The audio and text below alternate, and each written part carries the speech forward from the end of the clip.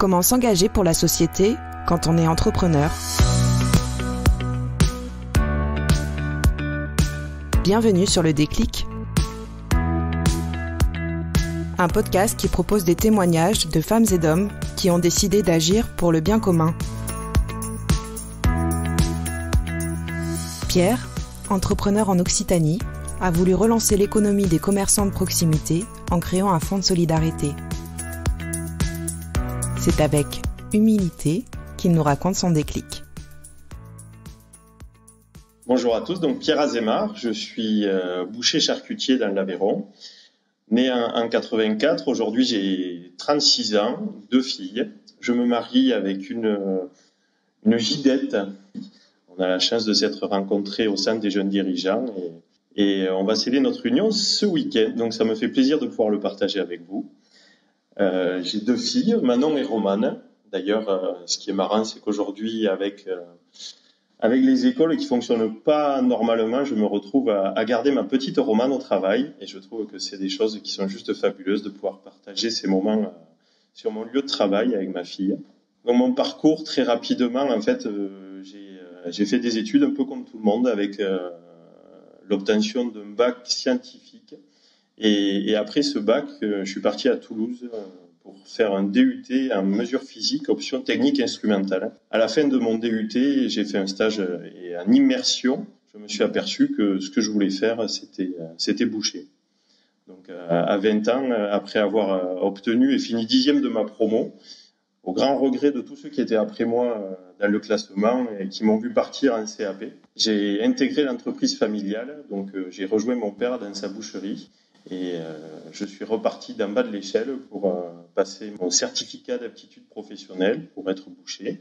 Par la suite, j'ai obtenu mon brevet professionnel et donc je me suis retrouvé ouvrier boucher pendant 3-4 ans dans l'entreprise familiale. J'ai appris beaucoup auprès de mon père. On a un lien un peu particulier qui a fait qu'on s'entend énormément le week-end. Et par contre, au travail, on avait quelques difficultés relationnelles dû à un positionnement.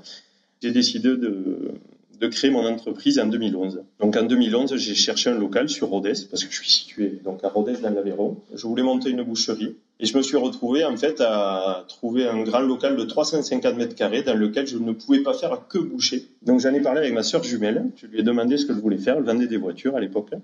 Et on s'est associés pour monter une boucherie, charcuterie, primeur, crèmerie. Des produits où on essaie de faire au maximum un circuit court et des produits locaux. J'aime énormément pouvoir travailler avec des gens que je peux voir et que je peux avoir au téléphone. Et quelle grande satisfaction que de vendre des produits dont on sait par qui et pour qui ils sont fabriqués. Donc en 2011, j'ai ouvert ce magasin. J'ai investi 450 000 €. J'avais 27 ans. Ma première fille venait de naître, elle avait 15 jours et j'ai ouvert le magasin le 2 août. Et je me suis retrouvé donc à la tête d'une entreprise avec 8 collaborateurs. Des métiers que je connaissais pas. J'avais embauché 2 cuisiniers, je connaissais rien à la partie traiteur. Alors ça a été une belle aventure, un peu compliquée au début. J'ai appris que le chiffre d'affaires, c'était pas le bénéfice. Et du coup, à la fin de ma première année, j'étais tout content. J'ai été voir mon comptable en lui disant que finalement l'année s'était pas si mal passée que ça. Et en fait, je me suis aperçu que j'avais fait moins 100 000 € de pertes. Avec une remise en question totale de mon projet. Est-ce que ça valait le coup de le faire? Est-ce que j'avais bien réfléchi? Il faut savoir que quand on est à l'école, on se dit que si on travaille bien, on a forcément des bons résultats. Et moi, je m'étais persuadé que dans le monde professionnel, si on travaille bien, on a forcément des bons résultats. Et en fait, c'est pas ça. Donc, j'ai crapahuté, je me suis dit que je me laisserais pas faire. J'ai travaillé tous les jours pendant 3 ans. J'ai pas pris de congé. Et aujourd'hui, c'est une entreprise où j'ai 20 collaborateurs. On fait plus de 2 millions d'euros de chiffre d'affaires. On a une croissance à 2 chiffres tous les ans. Et c'est vrai que c'est avec un grand bonheur que maintenant j'arrive à avoir une structure qui arrive à embaucher et qui est pérenne. Je me suis retrouvé au CJD en 2017. L'idée d'intégrer ce centre, c'est parce qu'à un moment, en tant que chef d'entreprise, on se retrouve un peu seul. Moi, quand j'ai ouvert mon entreprise, j'avais 8 collaborateurs. J'avais la manière de fonctionner d'une petite entreprise artisanale, ce que m'avait appris mon père, c'est-à-dire qu'en fait, On gère une entreprise comme un bon père de famille. Et le problème, c'est que quand on se retrouve après avec une structure qui compte 12, 13, 14, 15 collaborateurs, des apprentis, eh bien, il faut des outils. Ces outils, je les avais pas et j'essaie de les acquérir au fur et à mesure.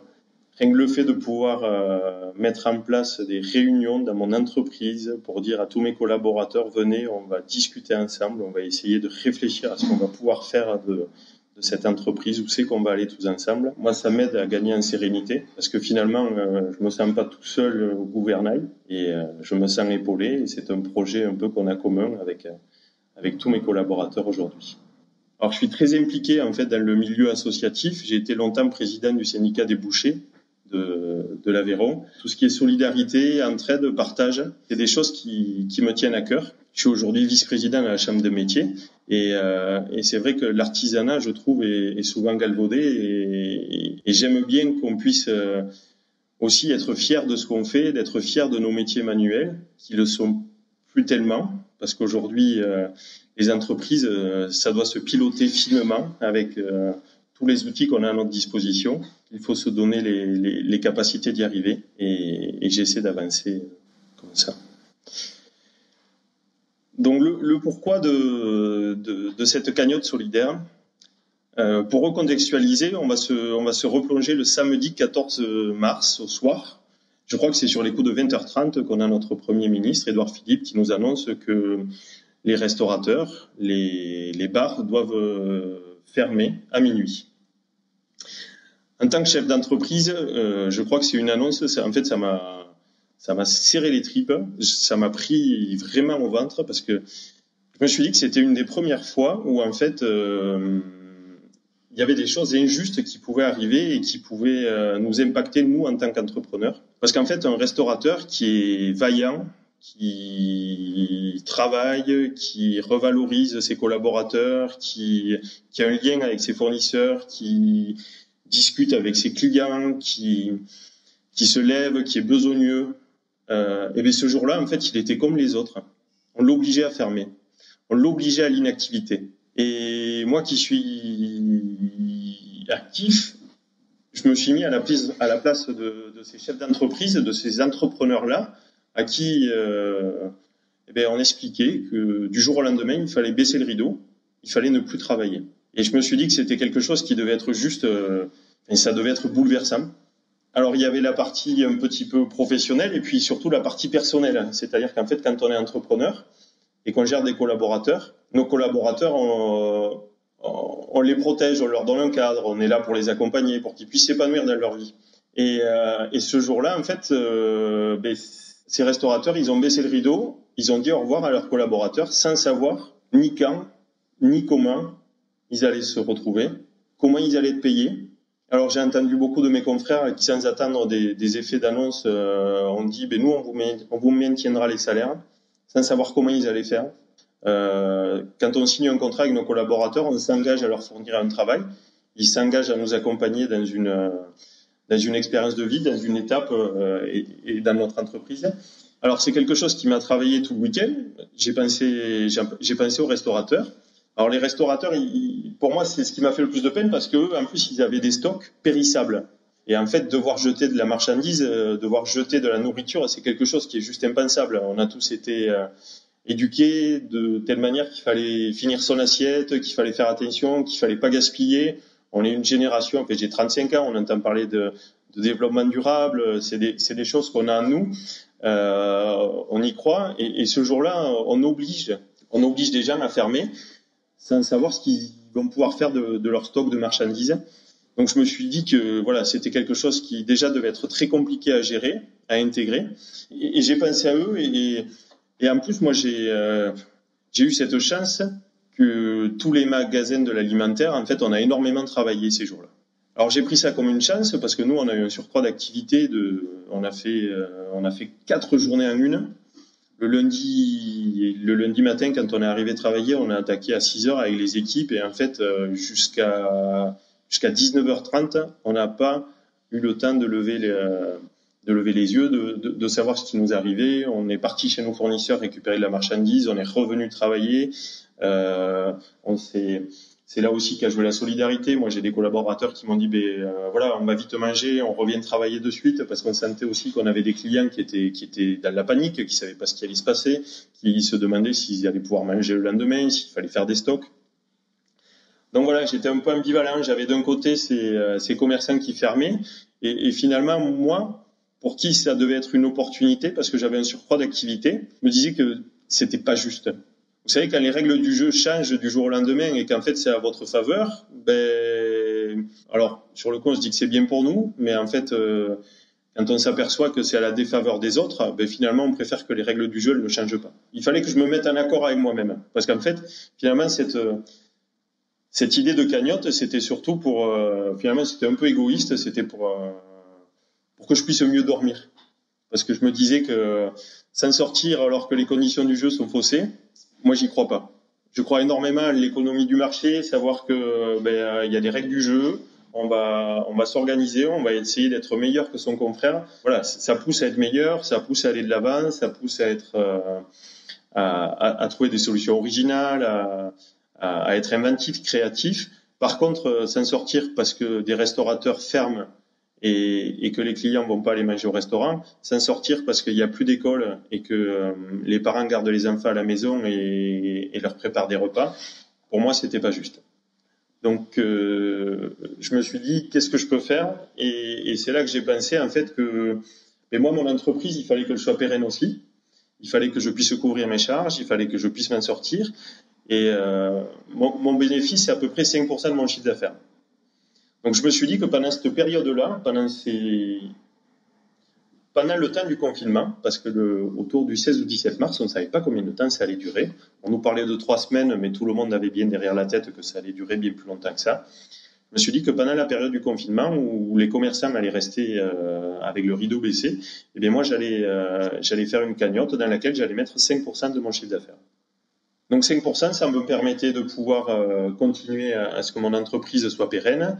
Mais par contre, pendant ce temps-là, je travaillais pour maintenir l'activité, et je travaillais pour les autres. Alors quand j'en ai parlé à mes salariés, parce que je suis un peu un patron à l'ancienne, j'essaie d'apprendre et de m'améliorer, mais voilà, je décide souvent tout seul, et après je tâche de convaincre tous mes collaborateurs. Et du coup, quand je leur en ai parlé le lendemain, c'est vrai que j'ai senti de l'étonnement. Mais pourquoi 5%? À qui? Enfin, comment ça se fait? Est-ce que c'est bien réfléchi? Parce qu'ils savent que je suis un peu impulsif et que je prends des décisions rapidement. Et du coup, je leur ai expliqué que ce que représentait 5% par rapport au chiffre d'affaires, que tout le monde aurait de quoi pourrait travailler, que l'entreprise serait pérenne, mais que voilà, ces 5%, sans savoir jusqu'à quand, seraient reversés. Peut-être certaines derrière, on se disait, mais on ne pourrait pas les avoir nous aussi, plutôt que de les redistribuer aux autres.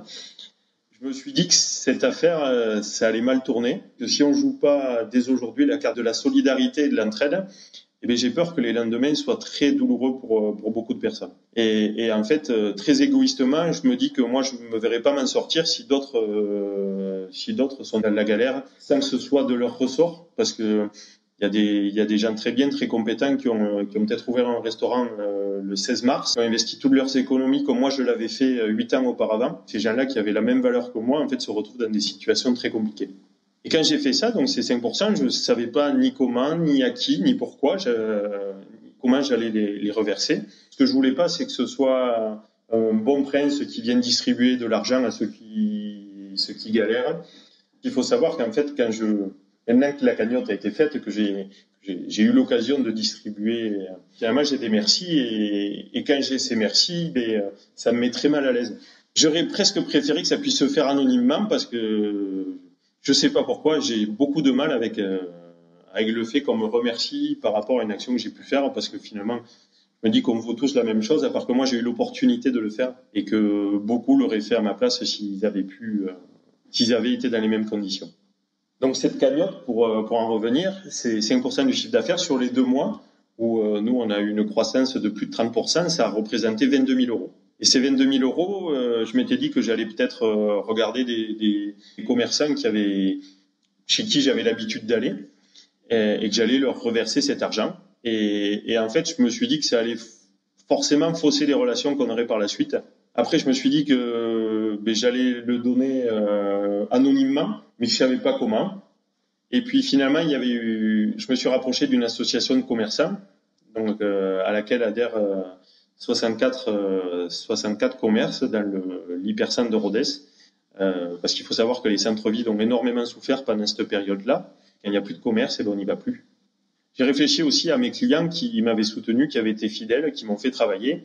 Et je me suis dit que finalement, ce qui serait bien, ce serait de pouvoir offrir à mes clients des bons cadeaux et inciter mes clients à redécouvrir ou à continuer à aller dans les commerces du centre-ville. Pour 30 € d'achat, j'offrais un bon d'achat de 30 €. Et ça a été l'occasion de remercier mes clients et ça a été aussi l'occasion de les inciter à réouvrir les portes de ces commerçants et de se dire qu'un circuit court, un commerce local, une économie circulaire où finalement l'argent c'est pas un but, c'est pas une fin en soi, mais c'est un vecteur, c'est quelque chose qui peut s'essaimer et se distribuer. Et 22 000 € qui partent de Rouergue-Saveur et qui vont vers le centre-ville, ça permet à des commerçants déjà de revoir des clients, ça permet aux clients de revoir des commerçants qu'ils n'avaient plus l'habitude d'aller voir. Et je m'étais dit que c'était un cercle vertueux. On a souvent les idées, mais pas souvent les moyens. Et le fait de se forcer, de se pousser de s'obliger à faire les choses, et finalement, ça nous contraint à trouver des solutions et à avancer. Et puis des fois, un petit rayon de soleil qui vient vous voir, et on se dit que ce qu'on fait, c'est pas forcément que pour soi et c'est pour les autres, et c'est aussi un peu pour eux. Et des fois, c'est aussi pour aller chercher un peu de fierté dans les yeux de ses enfants. Et c'est quelque chose de bien. Merci. À bientôt sur Le Déclic, le podcast dédié aux actions solidaires d'entrepreneurs.